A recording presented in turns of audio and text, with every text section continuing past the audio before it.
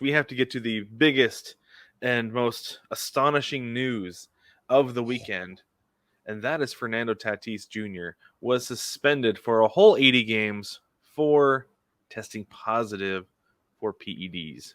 In particular, a steroid called Clostebel, I believe is how you say it. I don't know. I went through 5 years of working in a pharmacy just going, so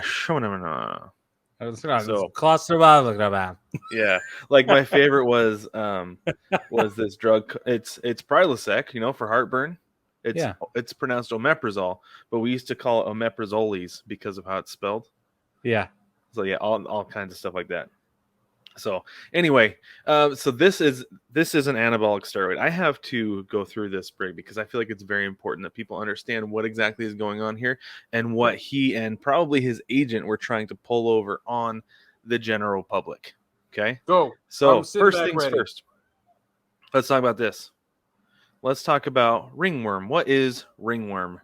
Ringworm, for those of you who don't know, do not confuse it with a hookworm or a tapeworm. It is actually a fungal infection. It's not a worm at all.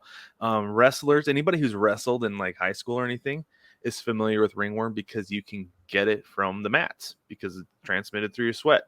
His dad said he got it from getting a haircut. Plausible. You could get ringworm from getting a haircut from unsanitized equipment. So that's realistic. How do you treat ringworm though? You get an antifungal cream, lotion, or powder. You can get Lamisil, or do you remember John Madden with boom, tough actin tinactin? Tough actin tinactin. Yeah, you can use tinactin to clear up a ringworm. And where do you get those things? Literally anywhere. Go down to Walmart. Like there was that meme going around, right? Where somebody pulled the moment where Tatis and Machado were going at each other in the dugout last year. It says Lotrimin is $10 down at Walmart. Yeah. Go to Walmart, spend $10 and get your Lotrimin. Okay. Now, this is where I think that his agent or whoever came up with the story was really trying to pull a fast one. Okay. Okay.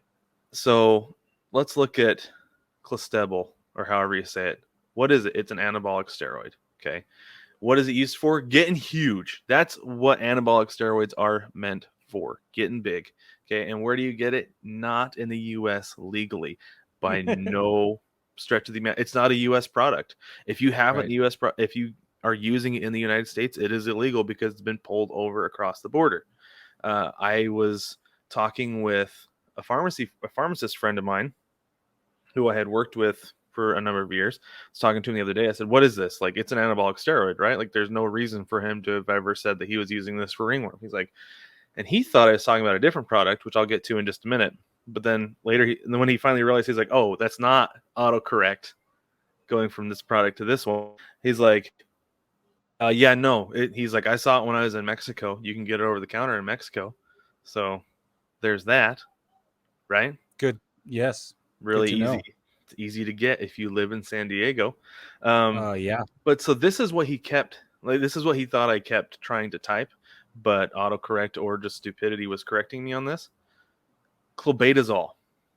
Now, what is clobatazol? It is a corticosteroid, and not an anabolic steroid, a corticosteroid, okay? What is it used for? What does that mean, Brad? Okay, so anabolic steroids. Well, I'm getting there, Brig. So remember, anabolic steroids are meant to get you huge, right? Yes. Bulk up, get strong. Corticosteroids are used to treat itching, swelling, and other irritation. Ah. Okay. And where do you get it? You get it with a prescription. You go tell your doctor, say, hey, I'm having issues with an itch, got a rash on my skin, and doc says, okay, try this clobatazol. Now, those are two really similar. They're really similar in spelling, right? Yeah. So I was asking him. So when he thought I was talking about clobatazol, he's like, it doesn't really make a whole lot of sense. He's like, maybe if it's really, really itchy, you would use it then to help with the itching and stuff. But he's like, but it doesn't make sense to use a corticosteroid for ringworm. Right. Now, because it's topical. Well, right, but so is what you would put on. Yeah. Okay. Yeah. Right. Anyway. It's all topical. Yeah. Okay, right. Yeah. Right. And you can use anabolic steroid gels. Right. Right. Exactly. Gels and creams. That's what they talked about with Barry Bonds, is that he was using the cream or whatever they were saying. So that's plausible as well. Now, this is where it gets really interesting, because I feel like somebody was like, "Oh, we'll just tell him it was a corticosteroid." That that it was that you were putting a steroid on it. It's like, okay, no, that is not the same thing, right? It's a different kind of drug, and it's almost like somebody was like, "Hey, it's really itchy. Go down to the store," and maybe he was in Mexico or in the DR or wherever, right? And they're like, "Get some Clobatazol to help with the itching." Some idiot lackey goes down there, cannot pronounce Clobatazol, misreads Clobatazol on a piece of paper, and gets Clostebel instead. Now, I am not giving Fernando Tatis Jr. any benefit of the doubt. I'm saying if this was an accident, this is how it would have happened. Sure. Right? That being said, his trainer knows what's going on his body, right? Yeah. Like 1000% knows exactly what he's using. So that's why I'm like, no. I'm thinking they did try to pass it off for Clobatazol as this corticosteroid instead of an anabolic steroid, so. Yeah. It is kind of funny though how it's like these two products so close together in name and similar in drug type. Application, drug type. Yeah. Yeah, and topical application as well. But no, it's just I don't know. I was laughing about this all weekend long, Brig. Legitimately. Well, you're laughing about it. The rest of us are angry.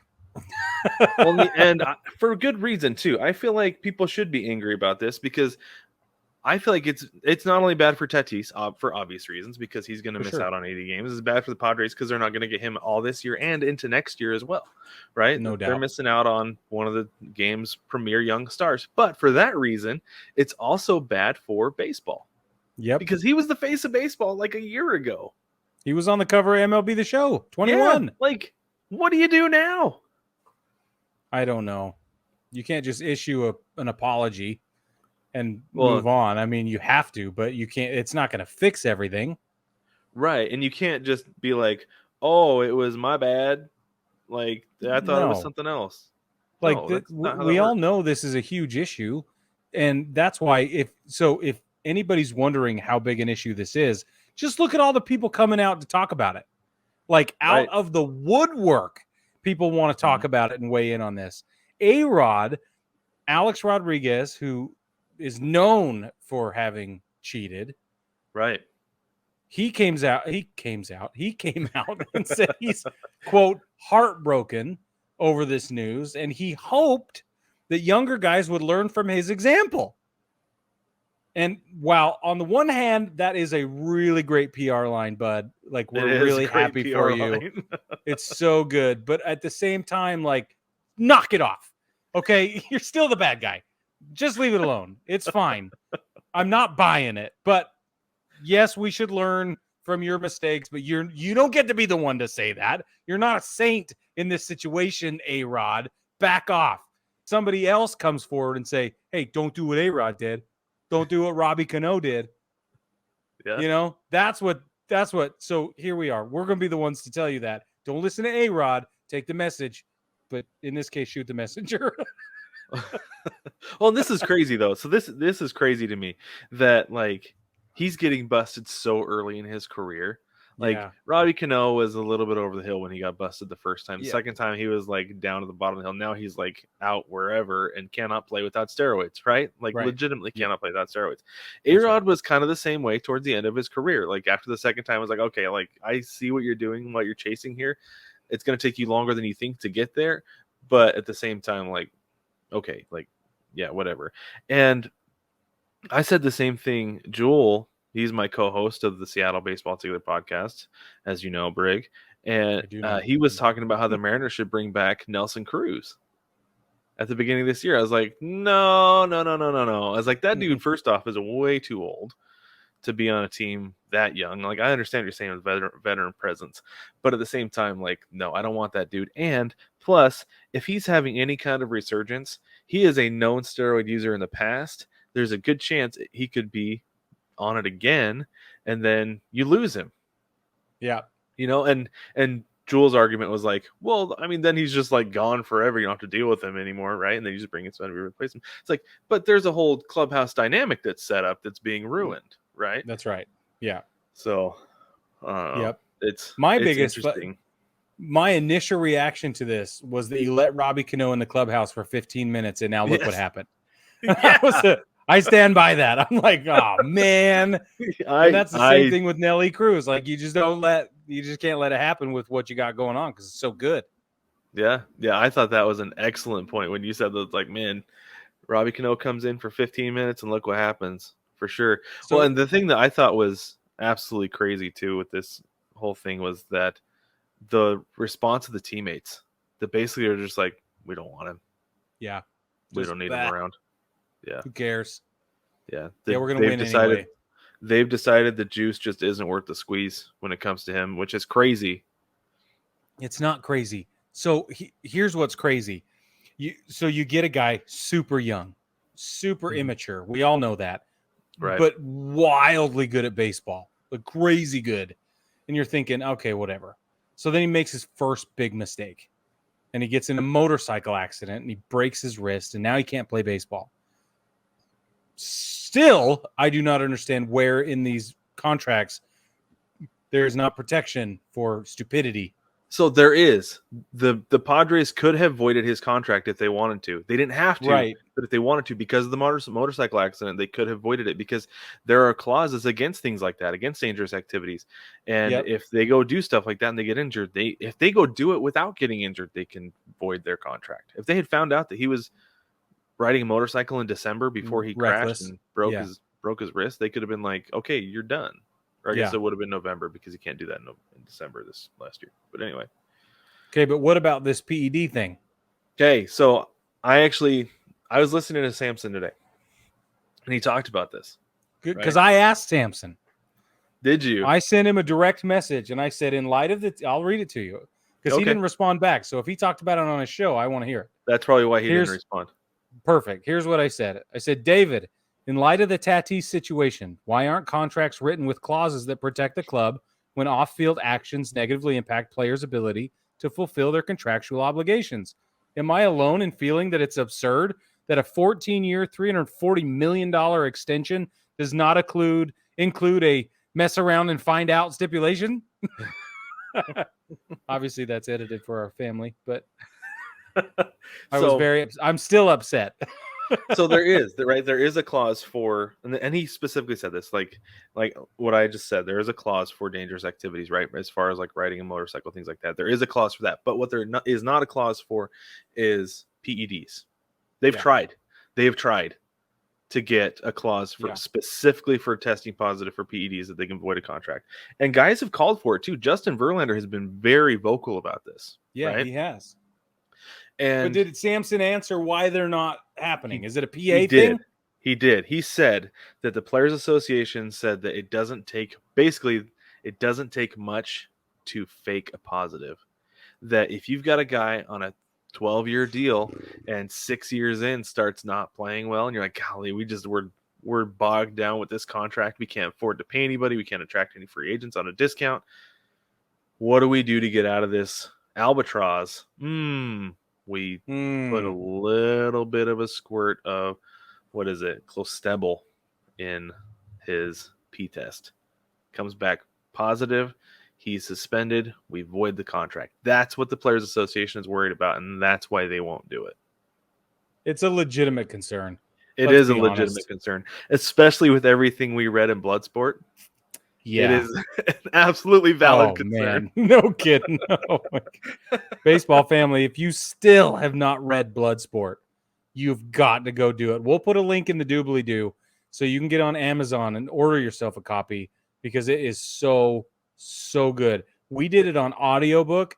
The audiobook was phenomenal. So anyway, if you have Audible or one of the others, jump on there and do it. Here's what I love. Jonathan Papelbon, former Red Sox pitcher, he said that he would throw at Tatis every single time he got a chance. He's like, I don't care if it walked in a run. It doesn't matter. Didn't he throw an A-Rod every chance he got to? Yep. Every single time. So you know he's good for it. Yeah, he's going to back this up. He's not. But it's interesting. It's interesting because he's like of the old school. Yeah. and the guys Yeah. these days aren't.